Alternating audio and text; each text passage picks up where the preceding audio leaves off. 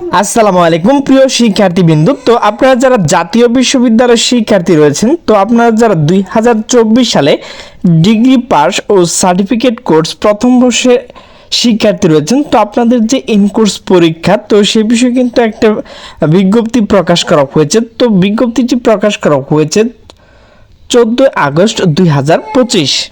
তো বিজ্ঞপ্তিতে বলা হয়েছে সংশ্লিষ্ট সকলকে জানানো যাচ্ছে যে ইনকোর্স পরীক্ষা গ্রহণ ও ক্লাস উপস্থিত মূল্যায়ন সংক্রান্ত নির্দেশিকার আলোকে 2024 সালে ডিগ্রি পাস ও সার্টিফিকেট কোর্স প্রথম বর্ষের দ্বিতীয় ইনকোর্স পরীক্ষা আগামী 20/8/2025 থেকে শুরু হয়ে চলবে 10/9/2025 তারিখের মধ্যে সম্পন্ন করতে হবে।